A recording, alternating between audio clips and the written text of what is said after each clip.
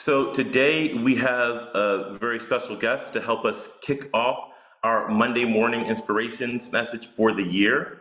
So we are grateful to have him on board. We have Senator Cory McCray from the 45th District, representing the 45th Legislative District in Maryland, and he is going to talk to us about infrastructure and equity, how a strong and safe MTA can impact all of us.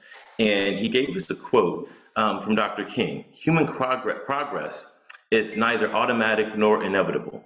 Every step toward the goal of justice requires sacrifice, suffering, and struggle, the tireless exertions and passionate concern of dedicated individuals.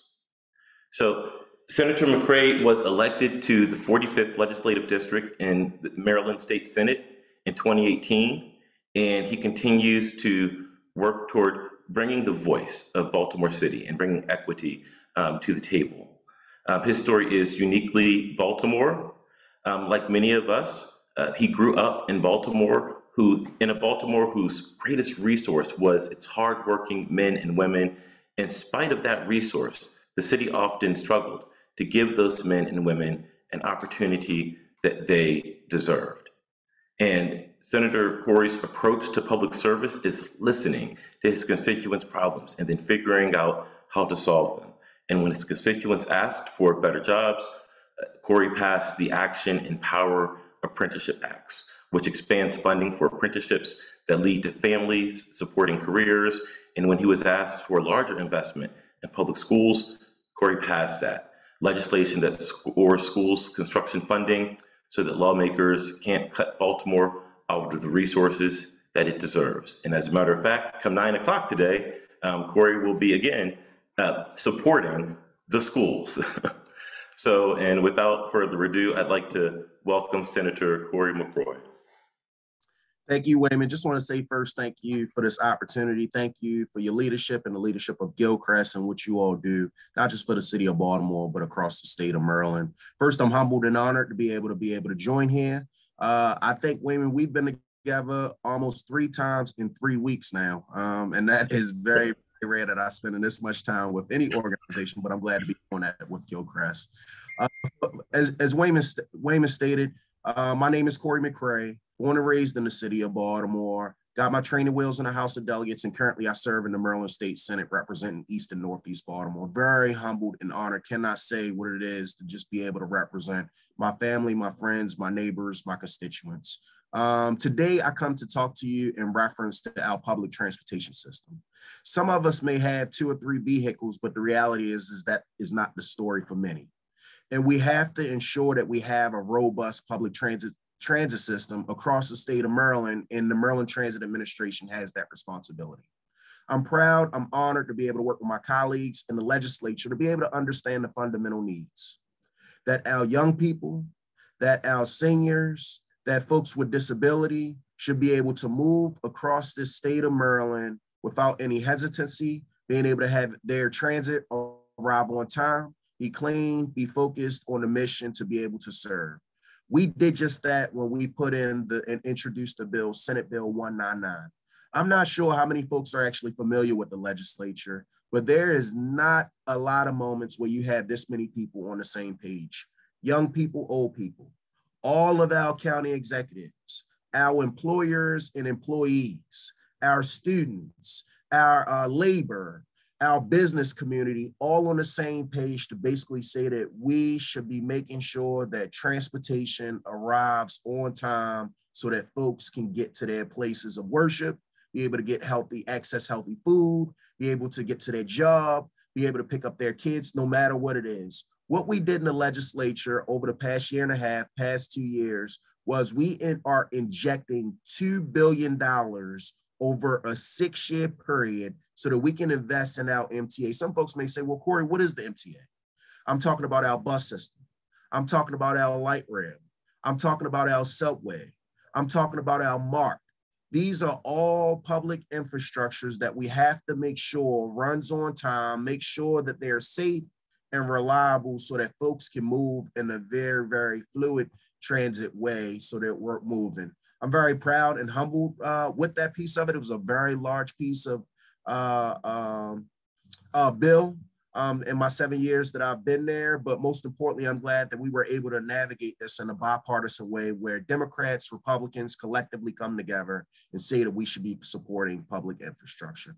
Wayman, if it's appropriate, I'll take any questions that folks may have. While I'm talking about transit at this moment, you may have folks that want to talk about seniors, you may have folks that want to talk about education. I'm going to move in the space that you want me to move. Well, thank you very much. And yes, we do want to open it up to questions. I'm sitting here at Gilchrist Center, Baltimore, Waverly, it's in Stadium Place. So is Dion, our director. And what I want to know, when I think about the MTA, are there lines that connect near our Gilchrist Center, Baltimore? I'm wondering if there's families or patients that, or even employees that might, be able to utilize that. Yeah. So it's definitely fluid transit. That first, I just want to thank Dion for our leadership. I stepped in, I said to Wayman, thank you for your leadership. Please let early on a Monday morning that I'm very thankful for your leadership and the team. Yes, in reference to the Baltimore region, there are very, very accessible public transit right there off 33rd, the Alameda, Lock Raven, Cold Spring, all of the bones that connect to that respective. It's been a while since I've caught the in reference to knowing the numbers, because now it's a color system, but I can remember the 36, the 8, and now it's like the brown and the green and things of that nature from that standpoint. But yes, transit on 33rd is very accessible, and if there is any problem, feel free to give my office a call. I'll make sure I put my information in the chat, but I'm telling you, we got a very, very strong MTA administrator at this time. She just got appointed. Her name is Holly Arnold, and she's vigilant in reference to making sure that we address issues with MTA. And that's mobility included, Wayne. Thank you. Senator McCray, thank you for, I'm sorry, Wayman. Oh, no, go ahead. Thank you for being here this morning. I do have a quick question regarding the Bill 199. Does it address cost? Because I feel like that is a huge determinant for people being able to, get transportation. Yeah. So one of the things in reference to the cost of public transit, I do believe that public transit should be free. The people that need it, some of us have the luxury of catching it because we want to catch it, but for the most part, majority of the people are catching it because they don't have the resources from that standpoint. We see in a lot of urban jurisdictions, such as Mayor Wu up there in Boston, where she's pushed not all of her public transit, but parts of her public transit to be able to drive towards this free space of it. Folks may say, well, Cory, how are you going to pay for something that's free? We're already doing it. When you look at the Charm City Circulator that moves in certain parts of our city, not all of our city, certain parts of our city, that's a free system that's subsidized by all of us. Not some of us are subsidizing that. All of us are subsidizing for certain parts of our city to be able to move for free. This is not some type of new phenomenon. This is something that's driving across the nation to make sure that we provide, and even if it's not free, it should be at some form of a low. Some people may say, well, we want the stakeholders to have some type of responsibility in this. It should be driven down to a very, very nominal amount. So I appreciate that question. At this moment, it is not free. Transit still does cost, but that is the goal in reference to make sure maybe we can move in the direction of some portions of our transit system. They do it every once in a while for students after certain periods of hours that's after school. We have reduced rates for seniors and things of that nature, but we need to be moving collectively where we're looking at transit as a public interest, as something that's necessary like water. Folks have to be able to move because you're trying to access different things. Folks have to access some places. We have they call them food deserts. Don't have healthy food access. Like we have to move just to be able to collectively get fresh fruit, fresh vegetables, and things of that nature. Seniors have to get to their doctor's more. They don't have the luxury of not being able to do it. Like these are fundamental things that you have to be able to do in order to operate and sustain in the city, the region, and the state of Maryland. So thank you for that question. And that is the direction that I would like to see our state moving. Thank you. So is there another question or comment? I would like to ask this, right? Some of our work, it involves equity, and a lot of your work involves equity as well. Yeah. And when we think about transportation, I know that in part of your history, you went through an apprenticeship program. So if Yep. there's other young people or folks in the city and other places that would be interested in an apprenticeship program or an internship Mhm. program, how would having reliable public transportation impact them if Yep. someone doesn't have a car?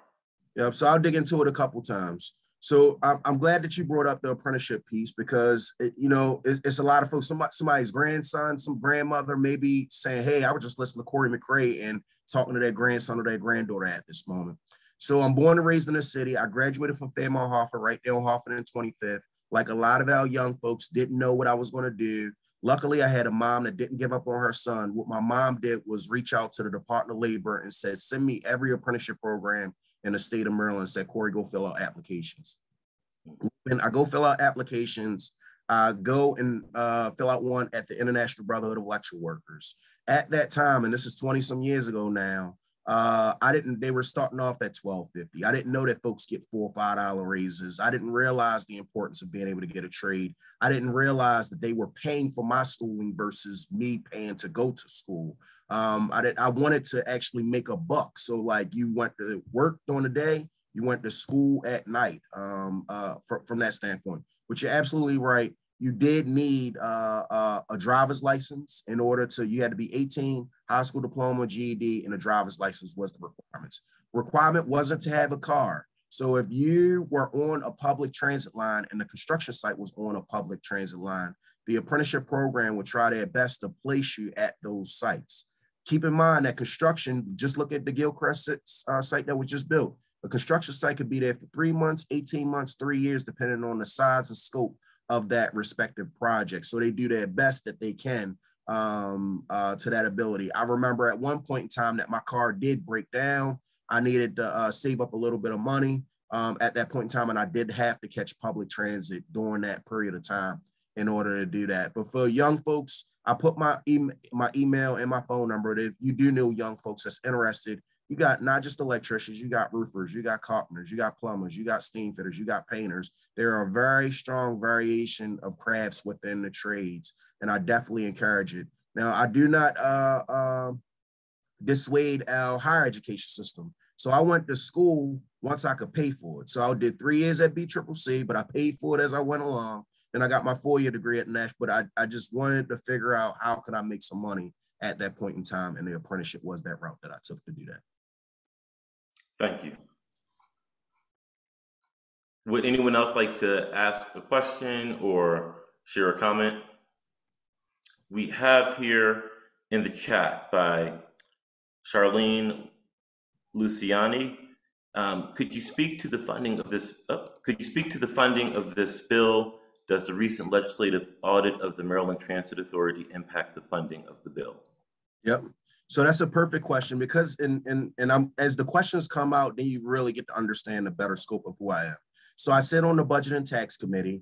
I'm one of 13 people that's chopping up a $50+ billion budget for the state of Maryland. So yes, the funding for this bill comes from things such as the gas tax. So every time you pump in gas, that's going to the Transportation Trust Fund. It goes from the titling of a car. So anytime somebody's purchasing some form of a new car, that's going to the respective Transportation Trust Fund. Whenever you do registration, title and registration, all that's going to the Transportation Trust Fund.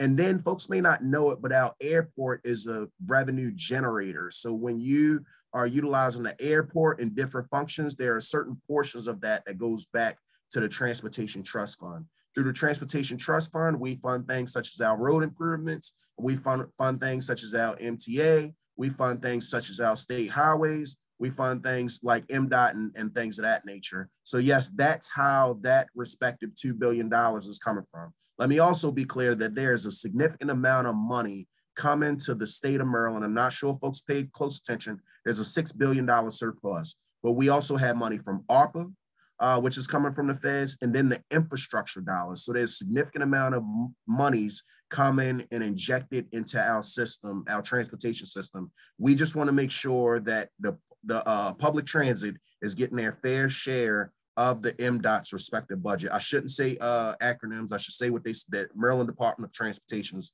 budget from that standpoint. So that's how you pay for the respective $2 billion over a 6-year period. And keep in mind that I said that the state of Maryland's budget is $50 billion.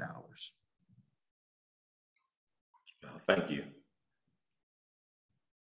So Charlene says, thank you for the answer. Are there any other questions or comments? Yeah. Hi, Senator McCray. This is Diane. Thank you so much for being with us. We're so grateful to have you start off our year. I was just thinking about the whole plan about improving transportation. We know that it's going to impact businesses coming, right? Because they look at how accessible, they are. So what is your thoughts as we improve the transportation of businesses coming in and making it more appealing to, for businesses to come into the city? So I'm going to try to repeat, and I want to make sure that I heard it right. That way I can answer it correctly. I believe that your question is like, what are we doing as legislators to make sure that it is appealing to be able to come into the city, or no? So I guess my question is, as a business, the transportation issue really is critical. As we're improving, and you talk about revenue, as we're improving the transportation, you as a legislator, what are your thoughts about how much increase in businesses coming in with the impact of improving transportation? Yeah, so I'm gonna dig a little bit deeper. That's why I like questions, Diane. So like, I'm gonna say it again. I'm an elected official. I'm an electrician. You got those two out there, but I'm also an entrepreneur. So I've been buying houses up and down Bel Air Road since I was 20 years of age. Service, public service, because I believe that everybody deserves great customer service. And I'm talking about my constituents and businesses and things of that nature within my respective area. So when we did this bill, Diane, it's very rare where you see labor and you see businesses standing next to each other. It's very rare you see environmentalists and you see like labor standing next to each other. Young people, old people, all of the county executives, Republicans, Democrats, collectively coming together to say that we have to have a robust transportation system. Let me give you some examples of who was standing next to us. Johns Hopkins, Alicia Wilson, Trade Point Atlantic, Aaron Tamarchio. Like, these folks who are coming together collectively, small and large businesses, that's basically saying, if the bus is arriving late, that means that my employee is arriving late, which means that I can't do what I'm supposed to do as a business to give my customers what they deserve. The employees say, I want to arrive on time, and I don't want to get there 10, 15, 20 minutes late, and I want to be able to make the money because the employer may be docking me 15 or 30 minutes. So we had all of these very, very unique interests, collective interests coming together to say, yes, we need a transportation system. I talk to our businesses all the time. So in my district, I got the Hoff Road corridor, I got the Bel Air Road corridor, I had Mount Vernon, North Avenue, and my job is to make sure that they're getting each and every need, at least from a government that's directly, indirectly impacting them. And as you stated, public transit is especially one of those things that impact businesses and the employees that work for the businesses. Thank you, Senator. Well, Senator McCray, I want to thank you so much for being able to be with us today and sharing your insights and a part of your story. And we do thank you also for paying us a visit last week.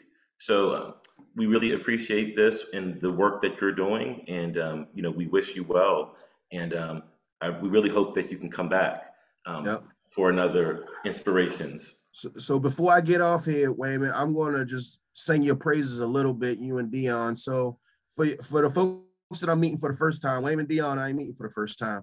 So they reach out and they say, hey, we want to make sure that you know what Gilchrist does and you can see and get the visual.